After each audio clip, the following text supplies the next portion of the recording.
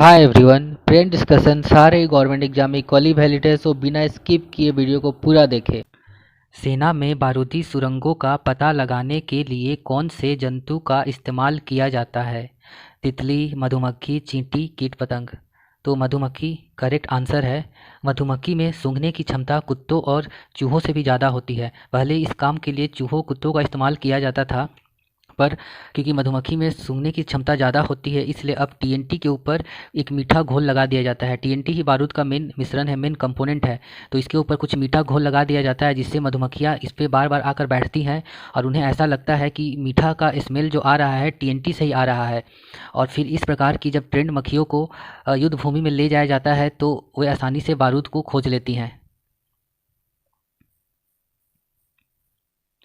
मनुष्यों द्वारा आनुवांशिक रूप से विकसित प्रथम जीव है कैसिनी, डॉली, रैम्बो, क्रेटर। तो डॉली जो है ये करेक्ट आंसर है, जो कि एक भेड़ है। 1996 में क्लोन विधि द्वारा इसे बनाया गया। क्लोन विधि में एक ही जनक का प्रयोग किया जाता है, या तो माँ या तो फादर। इन्हीं का सैंपल लेकर अलैंगिक प्रजनन द्वारा एक नया जीव का उत्पत्ति किया जाता है। इस विधि को SCNT कहते हैं, सोमेटिक सेल न्यूक्लियर ट्रांसफ़र। अनुवांशिकी को इंग्लिश में जेनेटिक्स कहते हैं। अनुवांशिकी के अध्ययन को जेनेटिक्स कहते हैं, और फादर ऑफ जेनेटिक्स अनुवांशिक के पिता ग्रेगर जॉन मेंडल को कहा जाता है। हमारे शरीर में अमोनिया को यूरिया में और अतिरिक्त प्रोटीन को यूरिक अम्ल में कौन सा अंग परिवर्तित करता है? गुर्दा यानी किडनी, फेफड़ा, लंग्स, यकृत, लीवर, और अमाशय यानी स्टमक। तो लीवर, यकृत करेक्ट आंसर है। यकृत ही बाइल्स का यानी पीत का प्रोडक्शन करता है। इसके अलावा ग्लूकोज को ग्लाइकोजेन में परिवर्तित करता है। हिपेरिन एंड फाइब्रोनोजिन नामक प्रोटीन बनाता है। हिपेरिन ब्लड के क्लोटिंग यानी ब्लड को शरीर के अंदर जमने नहीं देता है, जबकि फाइब्रोनोजेन ब्लड का कोटिंग शरीर के बाहर यानी जब कट लग जाता है तो ये ब्लड का क्लोटिंग बनाने में, खून जमने में सहायता करता है। इसके अलावा शर्करा को वसा में परिवर्तित करके भी यकृत स्टोर रखता है। हमारा जो अमाशय है यानी जो स्टमक है, यहाँ से जठर रस यानी कि गैस्ट्रिक जूस निकलता है, जिसमें HCl, रेनिन एंड पेप्सिन नामक महत्वपूर्ण एंजाइम होते हैं। और जबकि जो हमारा गुर्दा होता है, हमारा जो किडनी होता है, ये रक्त को प्यूरिफाई करने का काम करता है। एक नेफ्रॉन नामक एक टर्म है, ये पूछा जाता है कि किडनी का कार्यात्मक इकाई कौन है? तो नेफ्रॉन आंसर होता है। किडनी जो कि हमारा गुर्दा है, इसका कार्यात्मक इकाई नेफ्रॉन है। बायोचिप में क्या होता है? बायोचिप में अगर नाम बायो है तो इसका मतलब सारे बायोलॉजिकल कंपोनेंट ही इसमें होंगे। उसमें कोई सेमीकंडक्टर होगा नहीं, तो DNA होगा, RNA होगा और प्रोटीन होगा। कौन सा तत्व का किसी तत्व का परमाणु क्रमांक 12 है और परमाणु भार 25 है, तो प्रोटॉनों की संख्या बताएं। जो भी परमाणु क्रमांक होता है, एटॉमिक नंबर, ये नंबर ऑफ़ प्रोटॉन और नंबर ऑफ़ इलेक्ट्रॉन के बराबर होता है, यानी इसमें 12 प्रोटॉन और 12 इलेक्ट्रॉन है। अगर कोई इससे न्यूट्रॉन की संख्या पूछ दे तो परमाणु भार यानी एटॉमिक वेट से अगर हम प्रोटॉन की संख्या माइनस कर देंगे तो हमारा न्यूट्रॉनों की संख्या आ जाएगा, यानी 25 माइनस 12 यानी 13। लाल रंग का कांच बनाने के लिए ज़रूरत पड़ेगा cobalt oxide, potassium dichromate, ferrous oxide, cuprous लवण। तो क्यूप्रस लवण करेक्ट आंसर है। कोबाल्ट ऑक्साइड से बना कांच हमारा गहरा नीला रंग का होगा, जबकि पोटेशियम डाइक्रोमेट से बना कांच हमारा हरा प्लस पीला दोनों का मिक्स कलर आएगा। फेरस से बना कांच हमारा हरा रंग का होगा।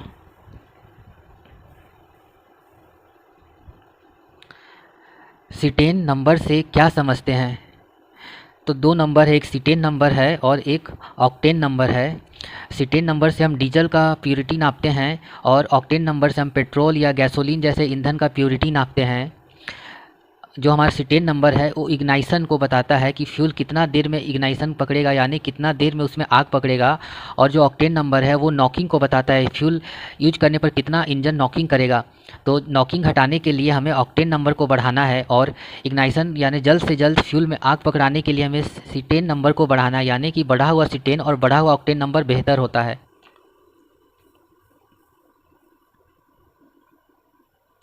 उत्कृष्ट धातु ऐसी धातु होती हैं जो सामान्य जल और ऑक्सीजन से अभिक्रिया नहीं करती हैं। इन्हें घोलने के लिए किसका प्रयोग किया जाता है? Nitric acid, hydrochloric acid, sulphuric acid, aqua regia. तो ये करेक्ट आंसर है एक्वा रेजिया।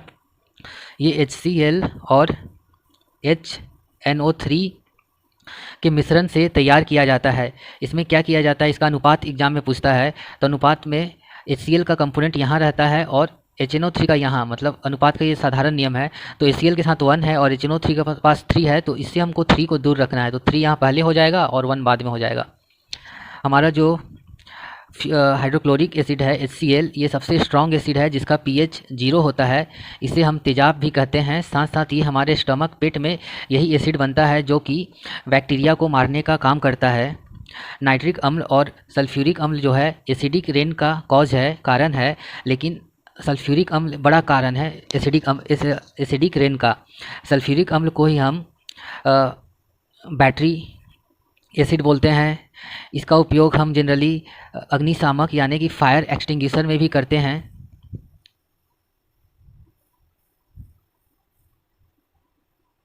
अस्पतालों में भ्रूण वृद्धि को देखने के लिए किसका इस्तेमाल किया जाता है? MRI, CT scan, ultrasonic, X ray. तो अल्ट्रासोनिक करेक्ट आंसर है। इसको जनरली अल्ट्रासाउंड नाम से ये फेमस है। इसमें क्या होता है, हमारा जो सुनने का कैपेसिटी होता है 20 हर्ट्ज से 20 किलो हर्ट्ज। तो 20 किलो हर्ट्ज से ऊपर का साउंड वेव के जरिए हम अल्ट्रासोनिक या अल्ट्रासाउंड टेक्निक में यूज करते हैं 20 किलो हर्ट्ज से ऊपर का साउंड वेव। जबकि MRI में हम बहुत स्ट्रॉन्ग मैग्नेट का यूज करते हैं। MRI का फुल फॉर्म है मैग्नेटिक रेजोनेंस इमेज, ओके। और CT स्कैन का फुल फॉर्म है हमारा कंप्यूटेड टोमोग्राफी और magnetic resonance image computed tomography. Barometer का पारा अचानक गिरना बताता है गर्म मौसम, सर्द रहेगा, और ये तेज़ यहाँ होगा, तेज आंधी तूफान के साथ वर्षा, जो कि करेक्ट आंसर है। समांतर बैरोमीटर कुछ ऐसा दिखने वाला यंत्र होता है जिसमें यहाँ पारा भरा होता है और यहाँ पर एटमॉस्फेरिक प्रेशर पड़ता है और यहाँ स्केल बना होता है। अगर सपोज हमारा ये रीडिंग अचानक गिर रहा है यानी पारा इधर को भाग रहा है, इसका मतलब क्या है, यहाँ पर जो वायुमंडल का दाब है वो घट जा रहा है। और दाब घटेगा वायुमंडल का अचानक तेज़ी से कैसे, जब यहाँ से जो गैस है ऊपर उड़ जाएंगी। और गैस ऊपर कब उड़ेंगी, जब ये गर्म होता है। हमें पता है जब भी गैस गर्म होता है तो ऊपर उड़ जाता है। और यहाँ गैस है, ये गर्म होगा तो ऊपर उड़ेगा। ये ऊपर उड़ेगा तो यहाँ वैक्यूम क्रिएट होगा और यहाँ से तेज़ी से हवा चलेंगी। इसका मतलब ये हुआ कि जैसे ही पारा नीचे गिर रहा है, इसका मतलब कि हवाएं तेज़ी से ऊपर चली गई, तो यहाँ वैक्यूम क्रिएट हो गया, तो आसपास तेज़ी से हवा आएंगी, मतलब तेज़ आंधी तूफान के साथ वर्षा आएगा। तेल की बूंदें पानी पर गिरते ही फैल जाता है, क्यों? तेल का पृष्ठीय तनाव अधिक होता है, जल का पृष्ठीय तनाव अधिक होता है, जल का पृष्ठीय तनाव अधिक होता है। कोई ग्रह सूर्य की परिक्रमा कर रहा है तो केपलर के हिसाब से कालावधि का वर्ग क्या होगा, यानी T² क्या होगा? अर्ध दीर्घ अक्ष का वर्ग अर्ध दीर्घ अक्ष का घन, जो कि करेक्ट आंसर है अर्ध दीर्घ अक्ष का घन, यानी AQ। ये बोल रहा है। जो केपलर का फर्स्ट नियम था वो कहता है कि कोई भी ग्रह जब सूर्य की परिक्रमा करती है, मान लीजिए ये अर्थ है तो इलिप्टिकल पाथ में करती है, इसी को हम दीर्घ वृत्ताकार पाथ भी कहते हैं। तो दीर्घ वृत्त का 2 फोसी होता है कि यहाँ और यहाँ, तो उन्होंने कहा फर्स्ट लॉ में कि इलिप्टिकल पाथ में होगा और सूर्य एक दोनों में से एक कहीं केंद्र में ही होगा। उन्होंने जो दूसरा लॉ दिया, दूसरा लॉ में कहा उन्होंने कि अगर कोई ग्रह, सपोज सन यहाँ है और अर्थ घूम रहा है, अगर वह 1 घंटे में इतना एरिया वो कवर करता है, सपोज 1 आवर में, तो 1 आवर में ही अगर वो इतना एरिया इधर को कवर कर रहा है 1 घंटे में, तो दोनों का जो सरफेस एरिया होगा ये बराबर होगा, यानी A1 = A2 होगा। यानी इक्वल समय अंतराल में, इक्वल टाइम में क्या करेगा, वो इक्वल एरिया कवर करेगा। और थर्ड लॉ केपलर का कहता है कि जो भी ग्रह का कालावधि होता है, मतलब एक संपूर्ण चक्कर काटने का जो भी टाइम हो गया, वो डायरेक्टली उसका स्क्वायर डायरेक्टली प्रोपोर्शनल होता है सेमी मेजर एक्सिस के क्यू का। तो सेमी मेजर एक्सिस क्या होता है? जो दो फोकस होता है, दो फोकस को मिलाने वाली रेखा सबसे बड़ी रेखा होती है, इसको हम कहते हैं मेजर एक्सिस। और इसके आधा को, मतलब ये ए है और ये ए है, इसके आधा को हम कहते हैं सेमी मेजर एक्सिस। तो केपलर का थर्ड नियम यही था कि कालावधि का जो स्क्वायर होगा वो हमारा सेमी मेजर एक्सिस का क्यू होगा। सेमी मेजर एक्सिस को ही हिंदी में कहेंगे अर्ध दीर्घ अक्ष। दीर्घ अक्ष यानी मेजर एक्सिस और अर्ध दीर्घ अक्ष मतलब इसका हाफ। वैज्ञानिक उपग्रहों में संचार के लिए किस तरंग का प्रयोग किया जाता है? UV ray, ultra infrared wave, microwave, millimetre wave. Microwave correct answer है। और माइक्रोवेव का जो हमारा रेंज होता है,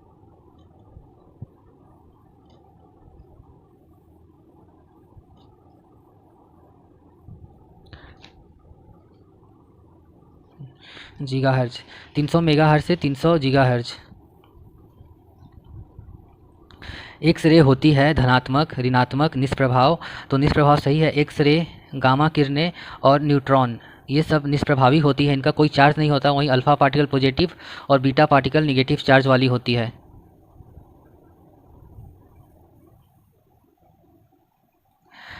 C15H12 अगला स्वजाति होगा।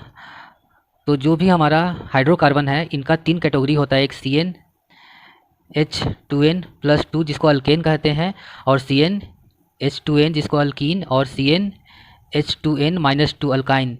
तो ये हमारा इस जाति का लग रहा है, क्योंकि अगर हम यहाँ n का जगह 5 पुट कर देंगे, n=5, तो यहाँ पे 12 निकल जाएगा, यानी हमारा ये अल्केन है। तो इसका नेक्स्ट क्या होगा? n=6। अगर हम यहाँ 6 रख देंगे, C6H6 × 2 + 2 यानी कि C6H14, ये करेक्ट आंसर है। ऐसे पुष्प जिनके बीज फलों से ढके नहीं रहते हैं कहा जाता है? Gymnosperm, angiosperm, thallophyta, bryophyta. तो ये प्लांट का क्लासिफिकेशन का है। अगर इनका क्लासिफिकेशन नहीं पता है, अगर इसका मीनिंग ही पता है, जाइम्नोस्पर्म, जाइम्नो मतलब होता है नंगा, नेकेड, तो इसके बीज यानी नंगा रहेंगे, नेकेड रहेंगे, तो ये करेक्ट आंसर है। जो एनजीओ वर्ड है, एनजीओ वर्ड का मतलब होता है कवर्ड, तो इसके बीज कैसे रहेंगे? कवर रहेंगे, ढका हुआ रहेगा ओभारी से। जो थैलोफाइटा और ब्रोयोफाइटा है, ये फेनरोगेम है, और जियोस्पर्म एंड एंजियोस्पर्म को हम क्रिप्टोगेम कहते हैं। फेनरोगेम में ये जो थैलोफाइटा है, इसका थैलस बॉडी होता है। इसका मतलब इसमें पत्ता, लीव्स, रूट्स एंड स्टीम यानी पत्ता, जड़ और तना में हम विभाजन नहीं कर सकते क्या पत्ता है, क्या जड़ है, क्या तना है। और जो ब्रोयोफाइटा होता है, इसमें थोड़ा मोड़ा विभाजन कर सकते हैं, कम्प्लीटली हम नहीं बोल सकते कि ये लीव है, ये रूट है और ये स्टीम है, लेकिन ट्रूली नहीं बोल के हाफ हल्का फुल्का हम बोल सकते हैं, वो ब्रोयोफाइटा होता है। इसका अगला ट्रायोफाइटा होता है, जिसमें कम्प्लीटली क्लासिफिकेशन पत्ता, जड़, तना में हम कर सकते हैं। टमाटर का कौन सा भाग खाने योग्य होता है? तो फल भित्ति करेक्ट आंसर है। गुद्देदार पुष्प हम सेब और नाशपाती का खाते हैं। बीज पत्र हम काजू का खाते हैं। रसीले बीज चूल हम अनार का खाते हैं।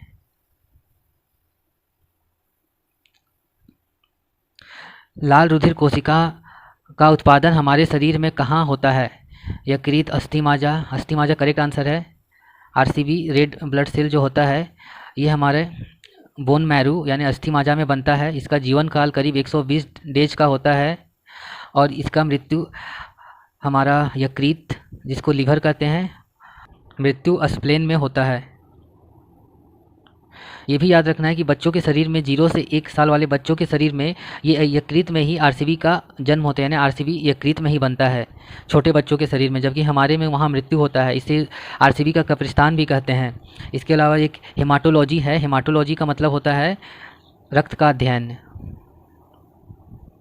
मलेरिया के इलाज में कुनिन औषधि पौधे के किस भाग से तैयार किया जाता है? पत्ती, फल, जड़, छाल। कुनिन औषधि हमारा सिनकोना नामक वृक्ष से प्राप्त किया जाता है। वो वृक्ष का छाल और तना से प्राप्त किया जाता है। शरीर की सर्वाधिक प्रबल अस्थि कौन सा है? जांग का हड्डी, जबड़ा, भुजा, गर्दन। तो जांग ही करेक्ट आंसर होगा। इसकी हड्डी को हम फीमर कहते हैं, जबकि सबसे छोटी हड्डी को स्टेपिज कहते हैं। और आपको बताना है कि शरीर का सबसे लंबा हड्डी कौन सा है, लॉन्गेस्ट हड्डी। कमेंट जरूर करें। इसमें से कौन सी बीमारी प्रोटोजोआ के कारण होती है? सर्दी, निमोनिया, मलेरिया, हैजा। तो मलेरिया करेक्ट आंसर है, जो कि प्लाज्मोडियम नामक परजीवी या प्रोटोजोआ के कारण होता है। जबकि सर्दी हमारा राइनो वायरस के कारण होता है, एक वायरस से होने वाला रोग है, राइनो वायरस से होता है।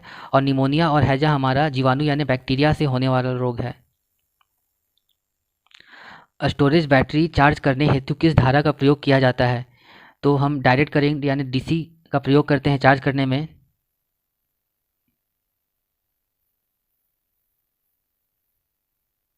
इसमें से किसका मुख्यालय पुणे में है? भारतीय मौसम विज्ञान अनुसंधान संस्था, इसका न्यू दिल्ली है। केंद्रीय इंजीनियरिंग अनुसंधान संस्था, इसका दुर्गापुर है। राष्ट्रीय समुद्र विज्ञान संस्था, इसका पणजी है। और भारतीय मौसम वेधशाला, इसका पुणे है।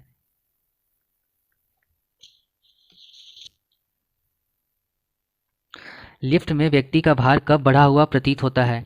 लिफ्ट समान वेग से ऊपर जाने से, समान त्वरण से ऊपर जाने से, समान वेग से नीचे आने से, समान त्वरण से नीचे आने से। ये करेक्ट आंसर है। लिफ्ट में कभी भी व्यक्ति अगर खड़ा है तो उसका भार नीचे की ओर लगता है mg, और उस पर नॉर्मल रिएक्शन ऊपर की ओर लगता है। अगर सपोज ए एक्सेलरेशन से लिफ्ट ऊपर जा रहा है तो नेट फोर्स जो होगा n माइनस mg, वो न्यूटन के सेकेंड लॉ से किसके बराबर होगा? तो ऊपर जाने वाले फोर्स के बराबर, यानी ma हमारा ma के बराबर होगा। अगर इसको सॉल्व किया जाए, n equal to ma plus mg, यानी कि जो भी व्यक्ति का भार है, जो ऊपर की ओर बल लग रहा है, वो ज़्यादा लग रहा है, यानी भार बढ़ा हुआ आएगा हमारा। यूरेनियम के किस समस्थानिक का उपयोग नाभिकीय रिएक्टर में किया जाता है? तो 235 का उपयोग किया जाता है, ये रेडियो एक्टिव होता है। जबकि 238 जो हमारा है नहीं के बराबर रेडियो एक्टिव होता है, इसका उपयोग अर्थ का एज कैलकुलेशन में किया जाता है। सो फ्रेंड, अगर आपको वीडियो अच्छा लगता है तो वीडियो को लाइक करें, चैनल को सब्सक्राइब करें, कमेंट करें और साथ साथ अपने फ्रेंड के साथ शेयर ज़रूर करें।